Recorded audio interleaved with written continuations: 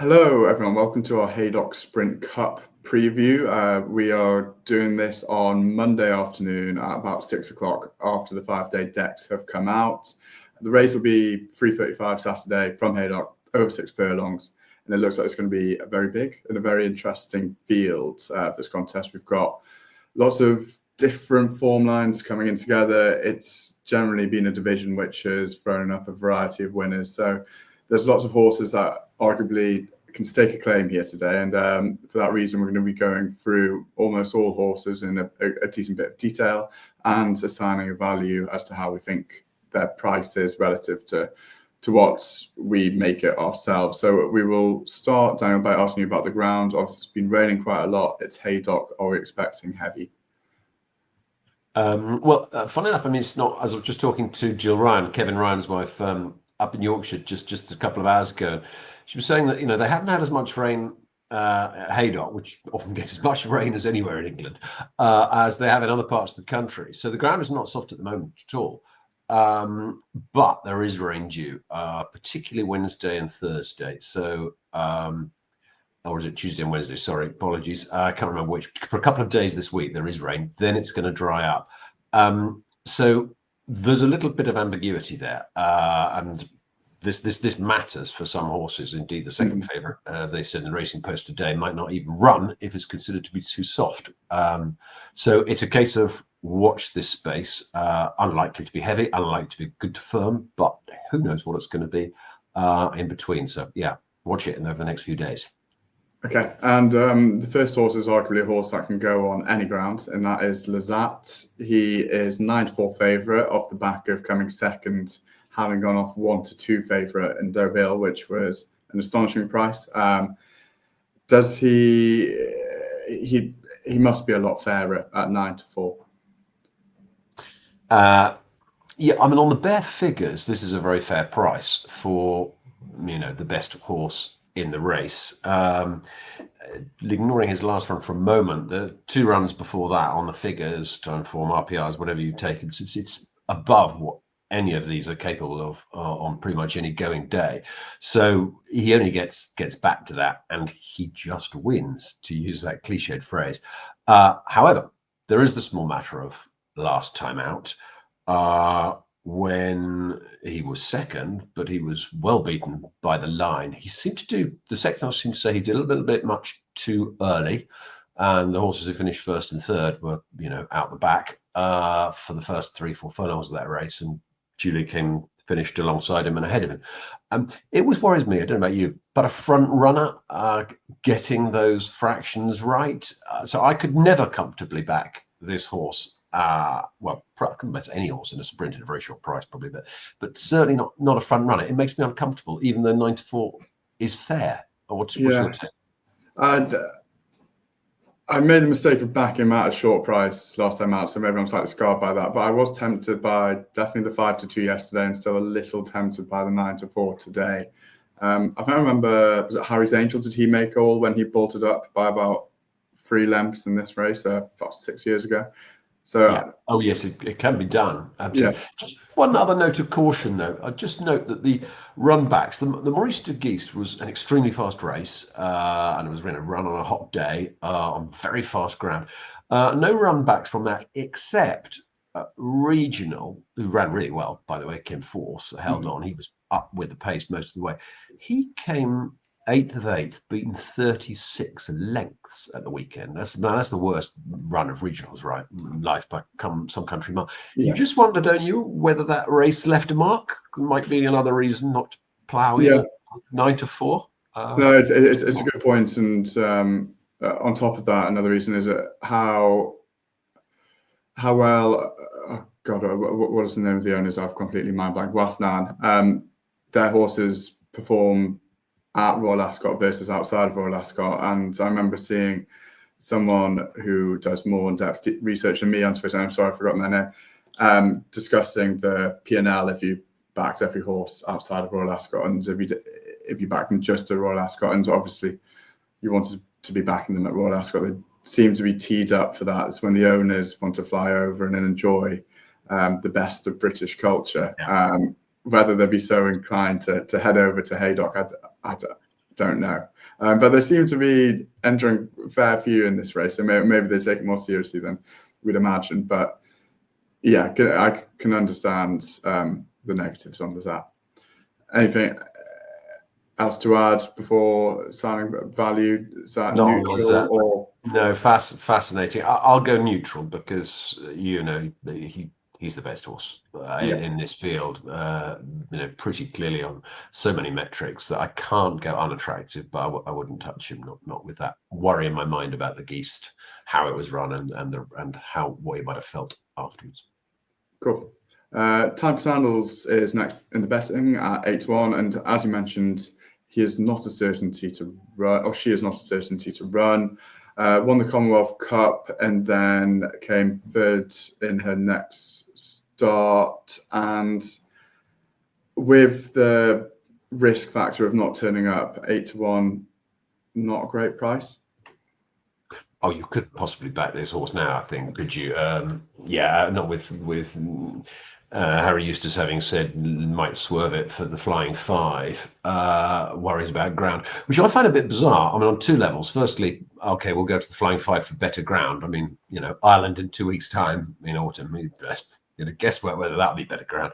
But the other factor is I don't see what the concern is. It's almost as if he feels she regressed in the King George. I know she was only third, but it was dropping down to 5 furlongs. First against Elders. I thought she ran incredibly well. I don't have any issue with her on the ground. Isn't she out of Sands of Marley? Yes. Soft ground winner of the Champion Sprint on Champions Day. Anyway, I just find that a bit bizarre. But no, you wouldn't want to back her now. But this season, I mean, the form, the pre-Texanita in France before the Commonwealth Cup win, and she was just touched off by Woodshauner, who's won the Jean Prat and finished alongside Lazzat.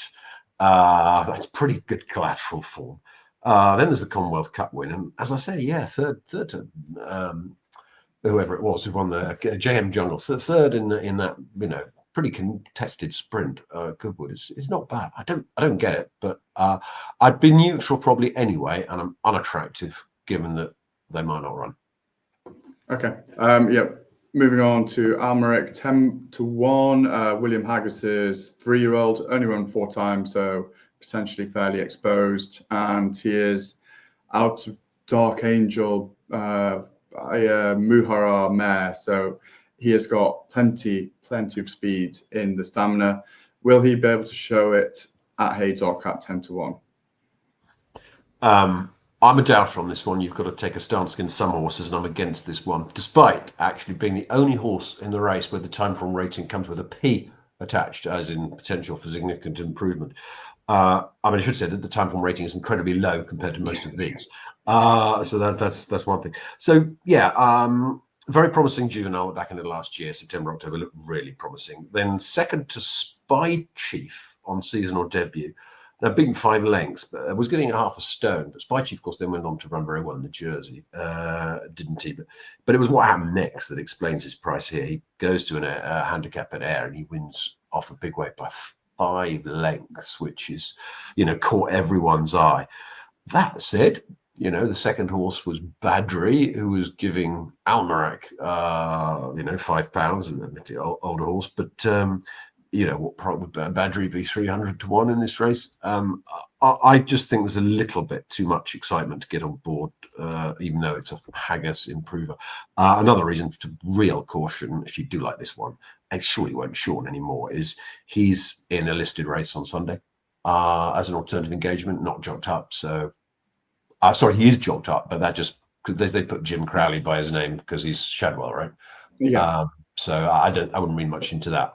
That's alarm bells for me about him potentially running at all. And I can't believe him short. You like this one, which I don't, so I'm unattractive. But if you like him, for goodness sake, wait to the 48-hour market. Yeah. Okay. Yeah. Certainly unattractive vibes coming through there. And we'll therefore move on to a horse that we were more positive on a week ago.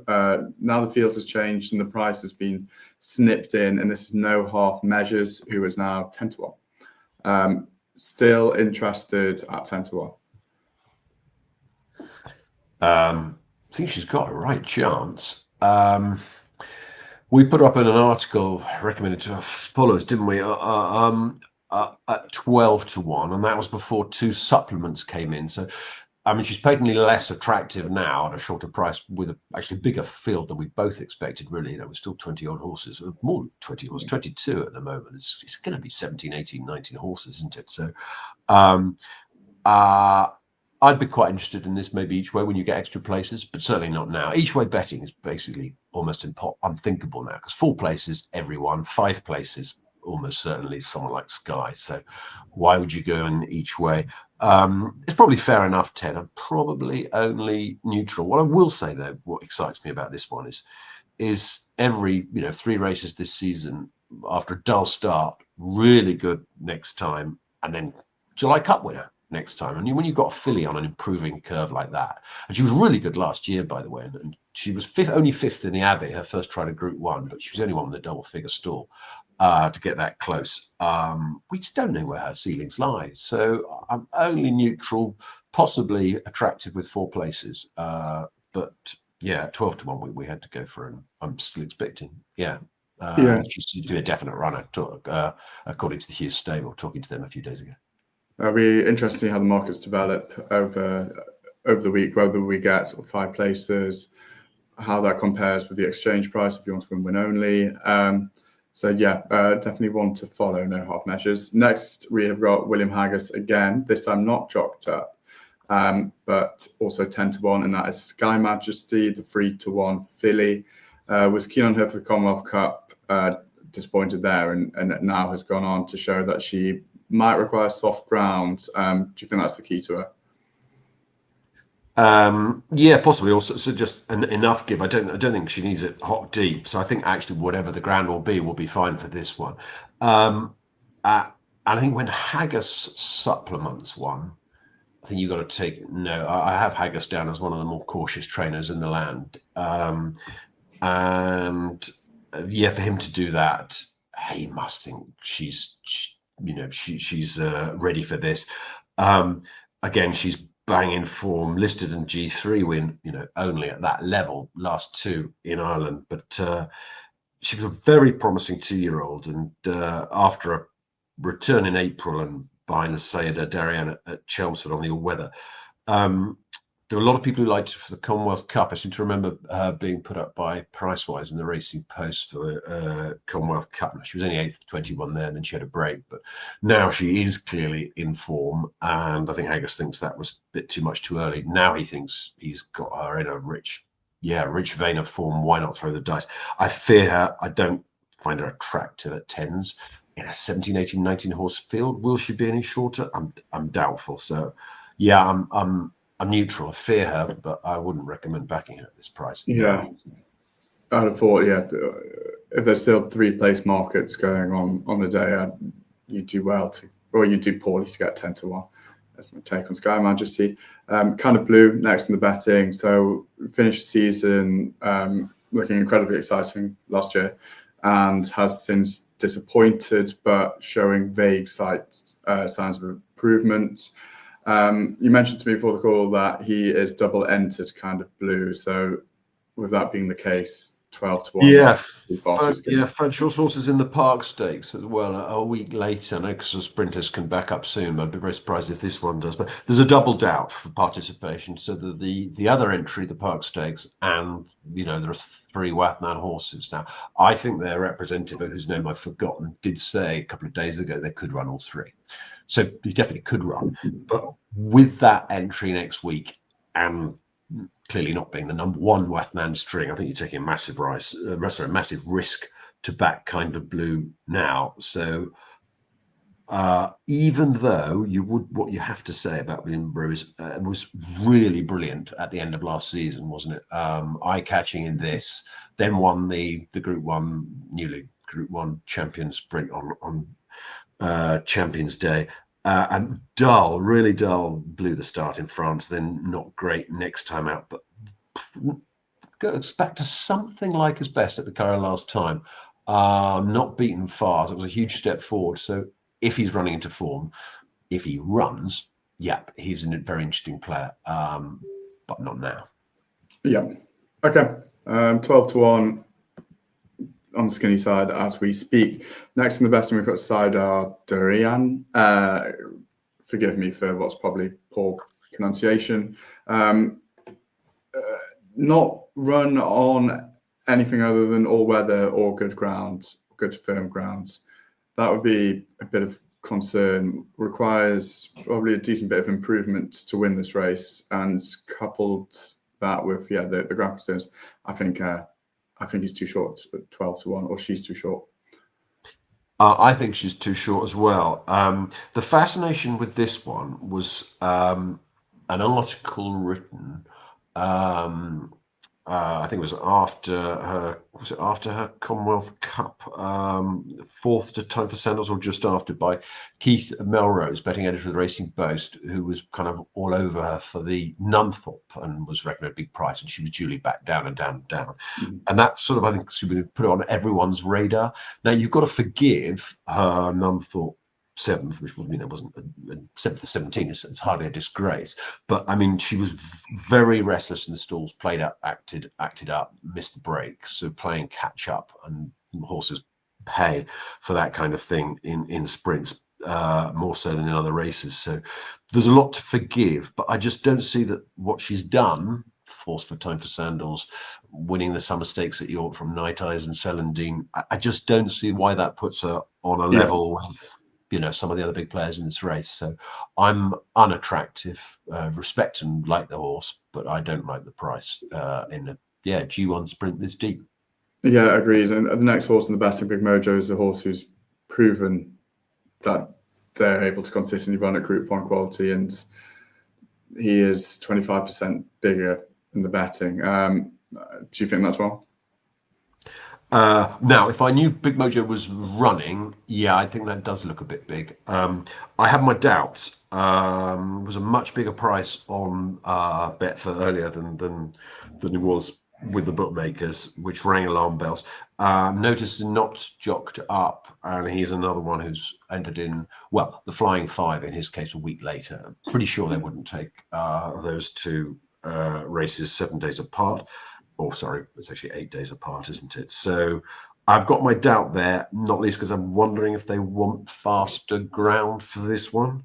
He was 11-4 favourite last time, and it didn't run badly, but he was only fifth, and maybe they'll think that, the July Cup.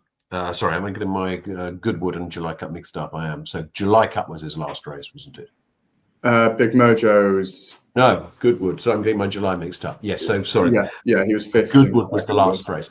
The brilliant July Cup second, the outstanding run. That's right. That was on rattling fast ground. And previously this season, he'd looked unlucky in his two previous runs. He's a real knocking on the door type. This is a horse waiting to win a big race like this. But as I have slight doubt about him running and suspected for our first ground, I definitely wouldn't touch him now. If he was 16s, and he ran, he's exactly the kind of one I would pay each way. But I'm unattractive now because I've got doubts about him running. Okay, another 16-1 shot next, and that is Flora of Bermuda, again for the Waffnantine.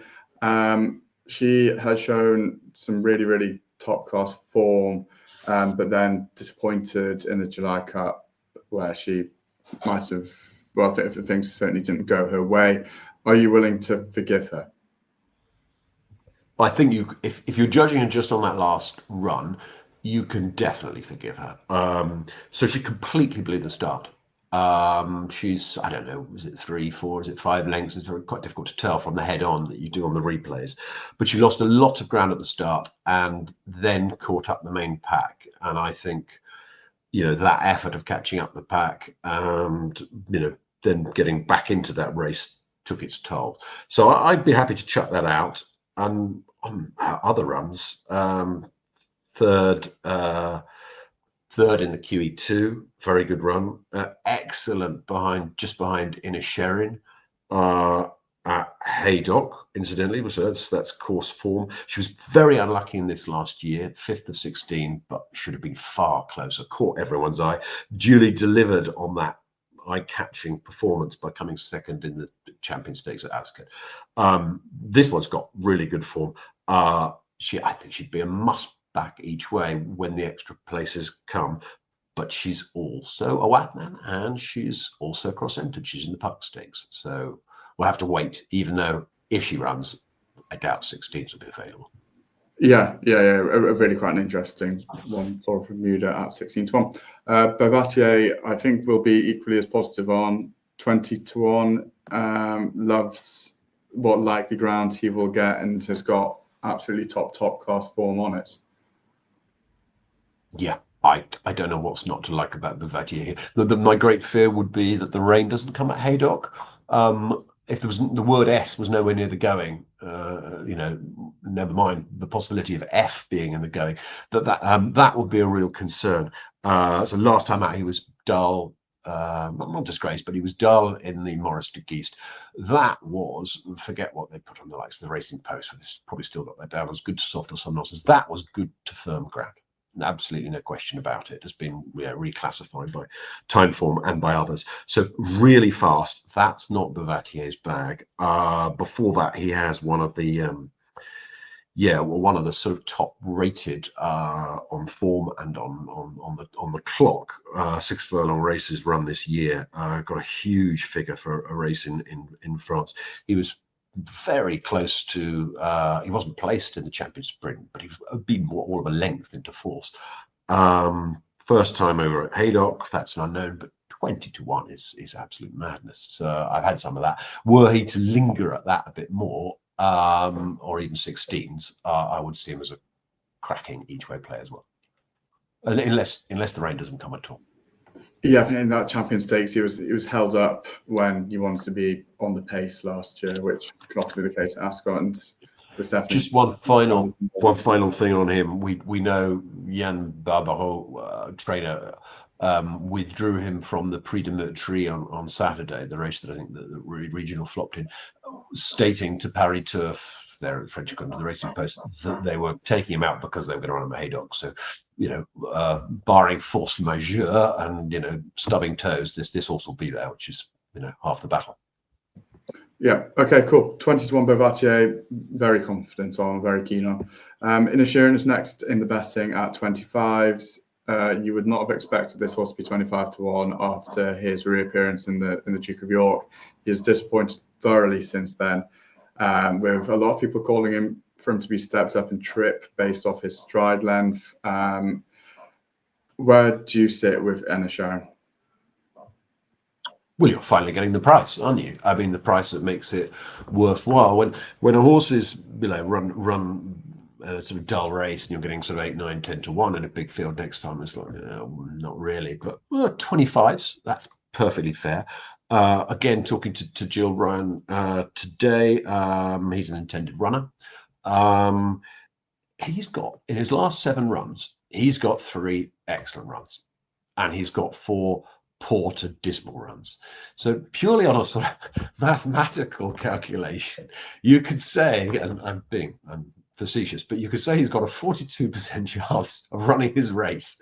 And if you get a 42% chance of running his race, you get 25-1 on Inisherin, and he's going to run his race. That I think that's a really good price. This is a minor, a disastrous each way bet, but 25s for all Group 1 winner who has run very well at Haydock only this season, albeit he was dismal in this last year.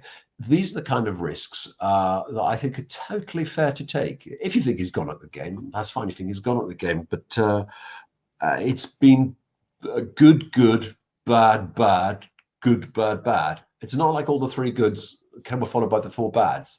So if he decides it's a going day, or if Ryan finds the particular keto on this day, he could massively outrun those odds. I think it's attractive, 25-1. Yeah, the only time he has run on softish ground, he won a Group 2 by 3 3/4 lengths. So maybe that's just what he's been waiting for this season, as a bit of dig. But we'll see. A horse that I suspect will go off shorter than 25-1 in a show. He's also, I think Commonwealth Cup was on rattling fast ground as well. So I don't think he's ground dependent. It's just no one knows what he is dependent. He's dependent on something. We just don't know what it is. But 25-1 is fair to find out. Yeah, definitely interesting. Okay, from this point on, I will ask Daniel, what horses specifically would you like to talk about give you an opportunity to run through those that you're keen on at some bigger prices. I'll run through the others very quickly, if I am, one by one, without dwelling on the ones that I don't like. Whistle Jacket, the most sort of overbacked and overhyped sprinter in training in my mind, until this race, because he's 25-1. So you'd think, okay, there's another Inisherin case, maybe he'll come good. Well, I mean, no, because he's entered in the Park Stakes, entered in the Flying Five. Who knows if he'll run here? That's probably why it's 25-1. By the time you find out, he'll probably be a daft price again for a horse who's regressed on every run this season. Has never won a Group 1, not my idea of Group 1 winner. But you could just say that finally, he's getting to be the price he should be. Raja Bambi, been supplemented, don't get it. Likeable filly, in and out, pops up at big prices, 14s, 10s, 33-1. Those have been her 3 wins. But as a handicapper listed and a Group 3, I cannot see her popping up in a Group 1. I just can't see it. James's Delight, if more in comes than predicted, if we get proper soft ground, this one's interesting. This one is a real interesting each-way candidate. I think really is dig dependent. Cox's Stable, a bit ambivalent when I talked to them earlier. I think they think both theirs are going, so both James's Delight and Diligent Harry, but they weren't prepared to issue certainty. So whether they're waiting on the ground, they wouldn't say that. But yeah, one to watch the ground for. My Mate Alfie for Joe Lyons, 40s. Kind of in the form of his life.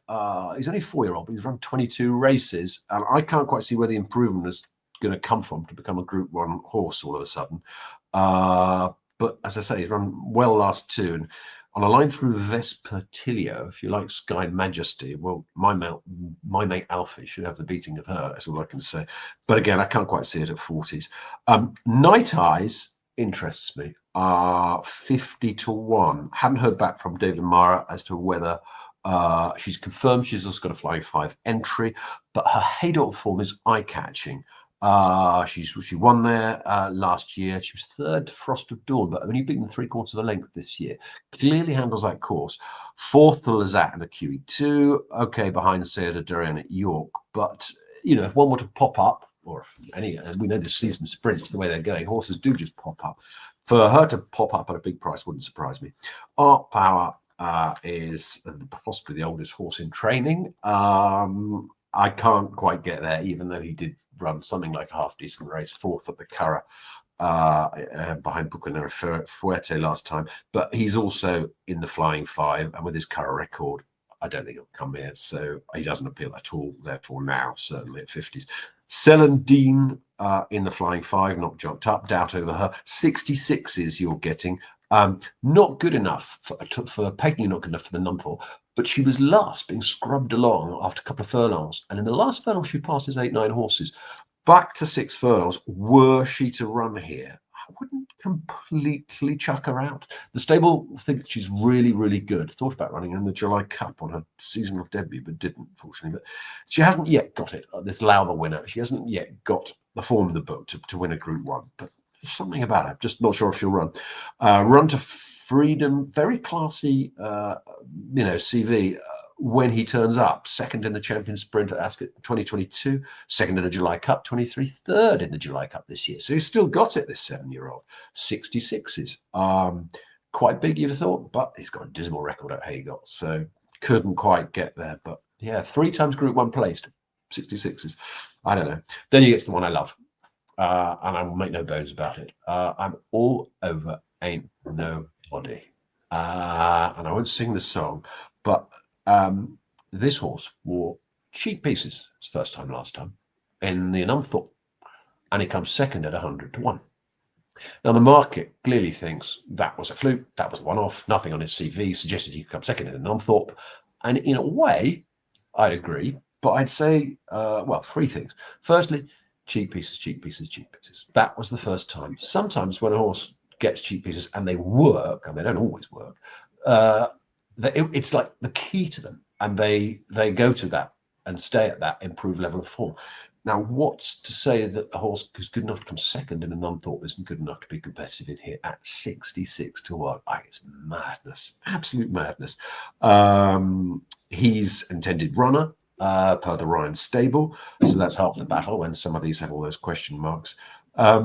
Yes, the Nuntford was the best he's run this season by a country mile, but there's bits and pieces of his form that says this horse is really classy. Won a Windsor Castle coming from way off the pace, just like the Nuntford was from way off the pace. Shouldn't, I mean, that the Nuntford was on fast ground, but shouldn't mind a bit of dig. Sands of Marley, Sire, again, we said earlier, didn't we? G1 soft ground winner.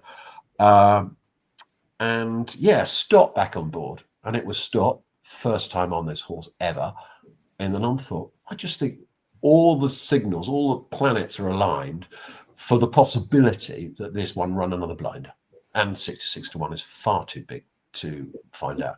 So I took a bit of actually hundreds the other day, and I've gone back in, I've broken my golden rule, which is don't even think about taking each way price when there are three horses. When there are three places and there's going to be a 19 horse field. It's the definition of madness.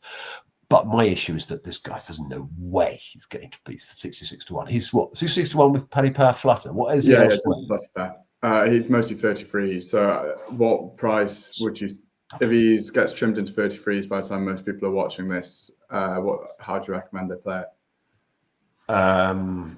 Then wait, I guess. Then wait for the 4 or even the 5 places. Yeah, I'd do that. But 66 to 1 is just, everything screams at me, this price is wrong.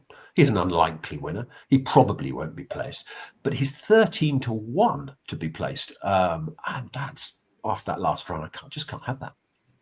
Okay. Only ones I didn't mention are Diligent Harry, who's a throwout for me.